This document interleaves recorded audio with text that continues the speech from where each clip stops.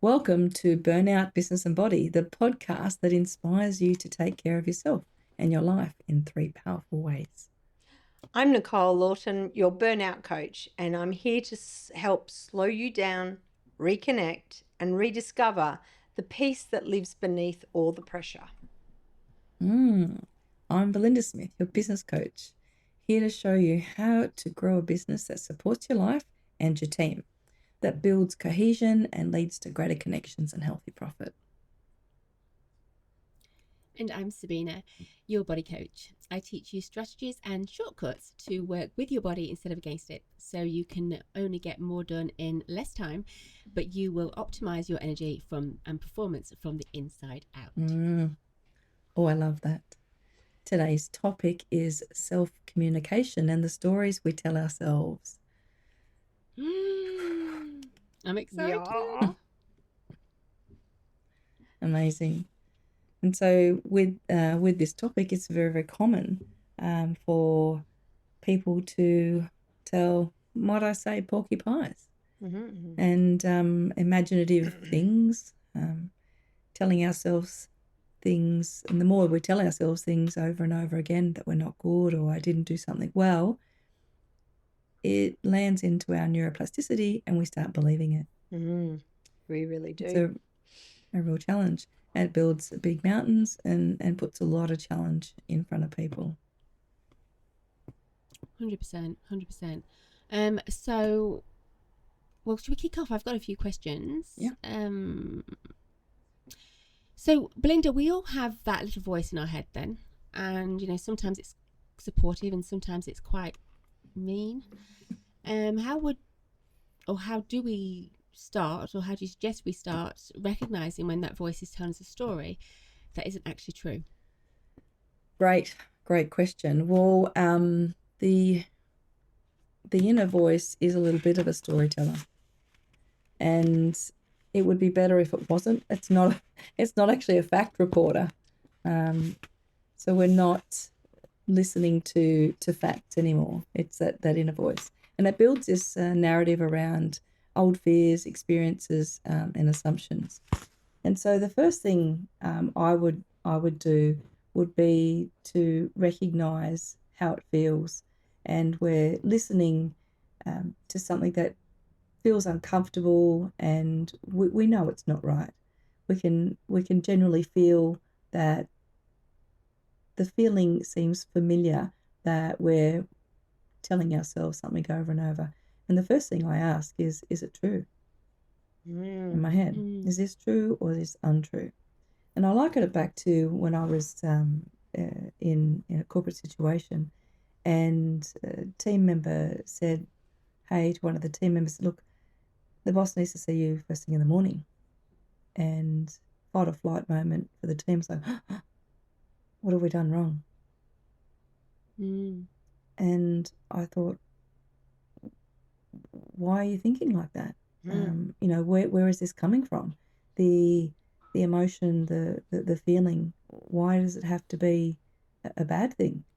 Could it be a good thing? Yeah. And so immediately I thought about, well, what could it be? Oh, we just assume when the boss wants to see us, something's wrong.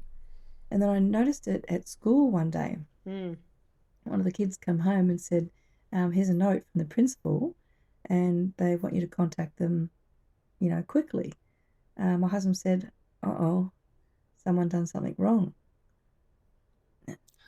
Now, the kids are good kids. Why would it be like that? So I thought, why are we going automatically to these, difficult situations and allowing our brains to hijack us and take over those thoughts. So I always say, ask ourselves, what else could it be?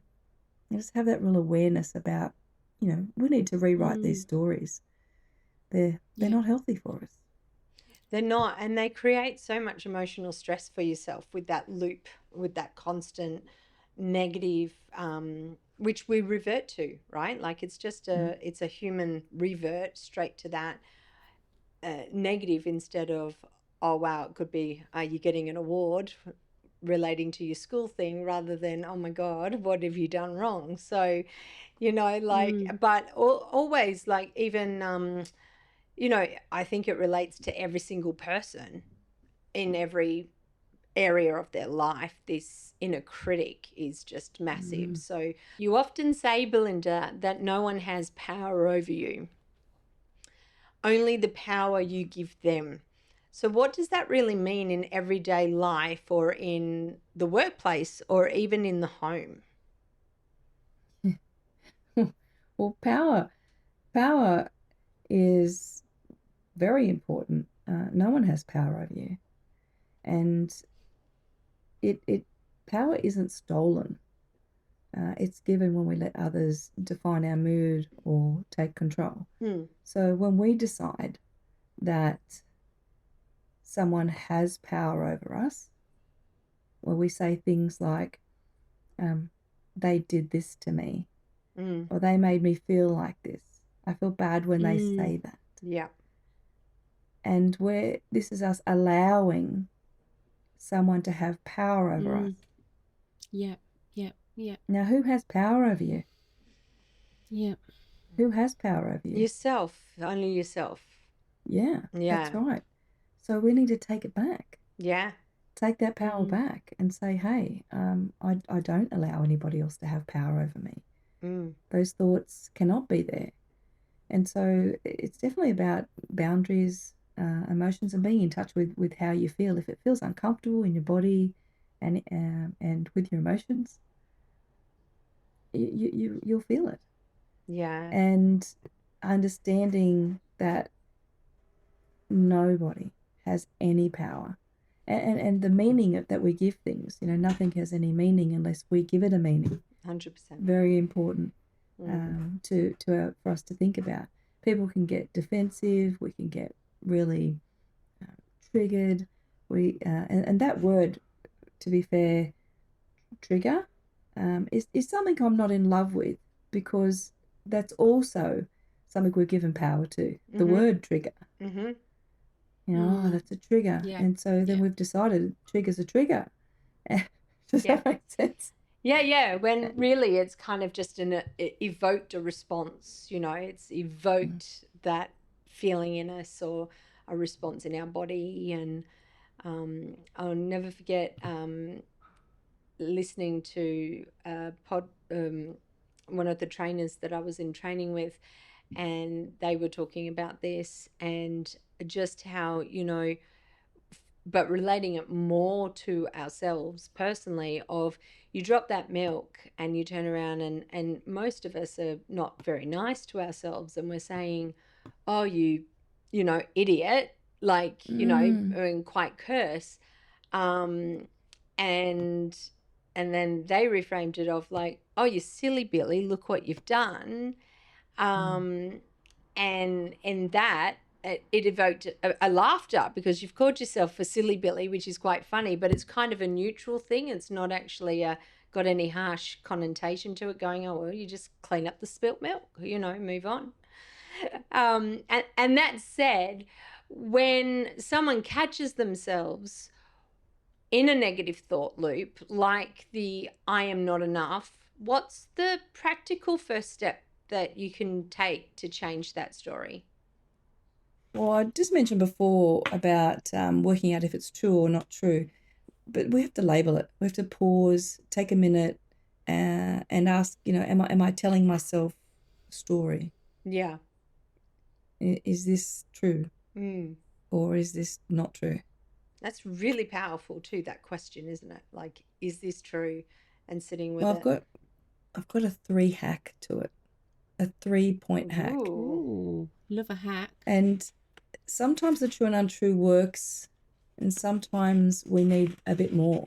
So I think if we use this methodology of all 3, we will capture most of those irreverent thoughts that we might have about ourselves or a situation, and just to really ground ourselves and get ourselves a lot better. And I help people, particularly in the group workshops, with teams. And there's always an aha moment with these 3 hacks. They are able to identify with at least one of them, and can help them move past something. And look, I have to remind myself of them sometimes when it's really challenging. Yep. The first thing to do is, number one, is it true or untrue, like we've talked about. Now, if it's true, great. And if it's not true, we're going to put it behind us. Yep. It's in the rear vision mirror. And we know why the rear vision mirror is this big and the windscreen is this big, because looking forward is I love that. I've never heard that a before. massive, Beautiful. massive Yeah. vision. That is lovely. Yeah, that's So really we cool. put it behind us. Yeah. And the second thing, number two, is it helpful or unhelpful? We can use this with our kids. Yeah. Particularly if they're saying trash talking, if our team are being negative, if our partners are saying something, even with kids, if you heard a kid saying something. I heard a kid on the train the other day, and they were trash talking, and I asked the question, wow, is that helpful or unhelpful? And the little boy said, that's unhelpful, miss. Yep. And normally I would use it in a business sense, but they had a bit of a laugh. But it's a really good way to think of, is that conversation helpful? Is that thought helpful or unhelpful? And the third way, number three, is it healthy or unhealthy? And this could be for the body. Really simple binary questions, like very simple questions that everybody, you can't not forget. Sorry, No. It is simple. And this could really tap in for yourself, Sabina, as well. Is it healthy for you? And Nicole, is it healthy for you? Is it healthy for your mind, or is it healthy for your body? It's the same, healthy or unhealthy. So is it true or untrue? And is it helpful? If it's unhelpful, we'll put it behind ourselves in the rearview mirror. And if it's unhealthy, also behind ourselves. So the true, the helpful, and the healthy is all in front of us. So it's good. Move forward. Yep. Yeah. And I think if any of those questions resonate with people, I'm sure we've all got individual, but like, is it helpful or is it healthy? Even, and I know this is a little bit, but you're writing it on your hand. If you're having a bit of a day when, you're full of that self-talk, right? And it's like, blah, blah, blah, blah, blah, blah, blah, blah, blah. And then, you just basically have it on your left or your right hand, or even writing it on the mirror in lipstick. Is this healthy or not healthy? Serious, but it helps, right? Because especially for somebody who's definitely had her own challenges, right? Is having it so that it's in front of your face, so you can just sort of stop, like a pattern interrupt. Is it healthy or not healthy? Because we can get so enthralled in this whole like conversation in our head. Just to break it with that. So I don't know if that would help any of our listeners, but I've definitely wrote stuff on my hand. My hand's clean at the moment, by the way. But I think that's something, even having it on your phone as well. I'm a big, screensavers, I think, a massive real estate for affirming, questions and getting curious about your feelings. So even having a screensaver and putting, is it healthy or not healthy? Yeah, I just jumped that in. Another and bit because of a hack. we are what we're talking about, like what we're feeding ourselves. So, this is the importance of being your own cheerleader rather than your inner critic, and that change is so important to change over, because what you're thinking about yourself, not only are your whole body, every cell in your body is listening to that. So it constantly impacting the body as well as your own personal mindset. So it's such a big topic, isn't it? So it's layered in so many areas, and it's so simple when we can catch ourselves and change the narrative. And I think what I tell clients all the time is food is not just about what's on your plate, right? It's about the information you feed yourself externally and internally. So if you're, doing everything right that you should do, you're going to the gym and you're eating and you're going to bed and all that stuff, but inside you're still catching and get in that start again. You're in that loop of negativity around yourself. You know, that is as good as food. That's healthy food. You need to, you know, put that into a healthy thoughts, healthy. It nourishes your mind. It nourishes your body. Like you said, every single cell in your body is listening. Nourish it with good thoughts, with good food for your mind. It's the same. So, Belinda, when we are more emotionally regulated and aware of our own self-talk, how can that help us support us and strengthen our team members in a business sense, especially when they're stuck in negative stories or self-doubt? Yeah. Thanks. Very good question. And we see this with leaders quite often. And I put it to this, that regulated leaders, they create safe spaces. And the psychosocial workplace now, that the needs of people are very much around safety and work.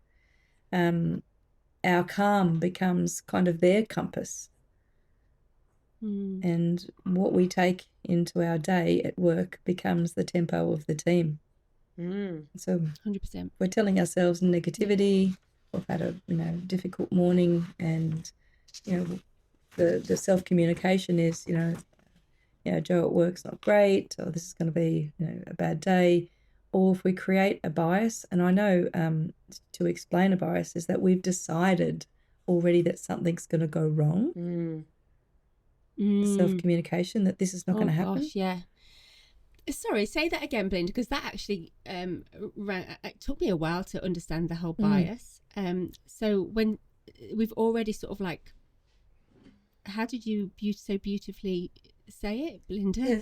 When we've already decided it's going to go wrong, basically. We've made up our mind because, Sally or Joe, could have had a challenging week. We've decided that they're going to have a challenging day today. And so we go in to work with this focused bias that it's going to go wrong. And then, so guess who's tense?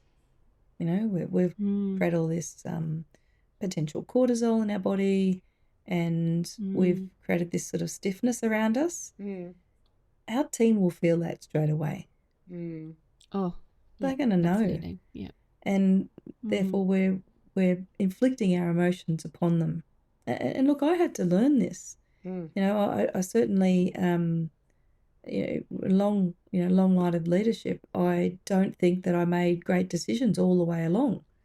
And I probably brought my external life to work. And learning over the years that was not helpful, not for my team. And it certainly wasn't helpful for me, because I don't feel proud of being in a workplace where they can feel that tension. And so, many years worth of practice and recognition of self, you turn around and go, wow, my being is my team's being. And so I need to show up for them and look after them like they're my family. Yep. And the nurturing will change. I need to go and check in on Joe and Sally. And instead of creating that bias that things are going to go wrong, I need to go into work and reframe the conversation around, how do I help them today? Yeah. So just flip it, really. Yeah. The reframe is very, very helpful, and they will certainly tap into that. Nicole, can I just stop yes. you? Sorry, Yep. Melinda. When you say reframe, could you just put it in sort of easier words? Like, so we, yes. Like we reword it. Is that what you mean? Is that what you? Yeah, absolutely. Look, Sabina, when we are thinking one way, is putting, and that's one frame. So I'm thinking negatively in one frame. I can flip the frame and say, well, how do I change that view? So potentially, if my team member's having a tricky time, couldn't I reach out to help them rather than decide that they're a problem? Yeah, no, that was fantastic, Belinda. Thank you so much for that. I really, really appreciate that. And I think a lot of people who are probably not familiar with that kind of language would really appreciate it. So, about this, we can lead a lot more stability and steadiness, certainly with our teammates and at home. Emotionally regulated, getting the story right. What do you think, Nicole? Yeah, and like just going back in my life to the time that I was probably my highest stress levels, Little Miss Perfection. Like that's the narrative, right? We've got to be perfect. Wow. And if I didn't do something the way that I wanted to do it, I would be like, and really angry at myself. And a girlfriend of mine heard me speaking very unkind to myself back in those days, and she stopped me and looked at me, and I had no awareness of this by the way until this point. And my friend turned around and said to me, we would not be friends if you spoke to me the way you just spoke to yourself. Oh, Yeah, wow. it was powerful. And I was like, Wow. oh, wow, I probably wouldn't either. It was a real big wake up call and going, well, I can't. And all I was doing was creating more angst, more stress in my mind and in my body, and trying to be this perfect thing. Yet, striving for excellence is also, wonderful thing to do, and it's got again, it's a word that has no vibration. It's a higher vibration word, but it's not going to put pressure on you. It's just like, I'm going to do my absolute best, and that's it. So yeah, Little Miss Perfection comes out to play in my world. That's a really, I mean, well done, your friend, because that's really powerful, right? That basically stops you in your tracks. Yeah, 100%. Yeah. Yeah, great. And I think if people are listening too, if they even use stuff like that, or however they perceive it, or they can use it with themselves, or that self-talk, I mean, just, yeah, you're right, is nobody would stand for that. Yet we allow ourselves We to stand treat for ourselves the that kind of worst, shit. right? And we're not dishing that out. Well, hopefully you're not dishing that out to others. Yeah, so it is a real thing of trying to really be aware and very conscious of the thoughts that we're thinking and what we're telling ourselves, the stories. But also, again, and we'll probably talk further on this at a later date, but that, flipping it from being the critic to the cheerleader would be much nicer, and you'll be a lot happier living life if you're able to flip that narrative. So yeah, what a wonderful topic, Belinda. Thank you for bringing this to the table today. And look, oh gosh, we could go on forever. And look, we just remember that we have the personal power to decide whether we take that in, or we leave it outside on the pavement. Yeah. If somebody brings something negative to us, we can either take it in, or we can leave it outside. We have that personal power. And it's a choice. Yeah, it is. We have a choice. Everything is a choice. And so, yeah, I think just exercising that we have agency over the toxins or food, whatever that comes inside of us in terms of mental talk. Yeah, wow. Yeah. Well, I think at the end of the day, the most important conversation we'll ever have is the one we have with ourselves. And we should make it kind and empowering to us. Yeah. So I would love that for you, and I would love it for everybody. Yeah. But, all right, ladies. Thank you. We might wrap up for the day. So our vision with this podcast is simple. Burnout, business, and body aren't separate. They're connected. When you take care of all three, you don't just survive life, you thrive in it. We're here to motivate, educate, and encourage you to take care of what matters the most, which is you. If you would like to hear more, follow us, and we can work with you individually or as a team to help you improve burnout, business, and body. See the link below. Well, thanks so much, Belinda, for this, and thanks, Sabina, for being here as well. Mm. No, great, ladies, always. Big moi. Bye. Bye, See Kim. ya. Bye.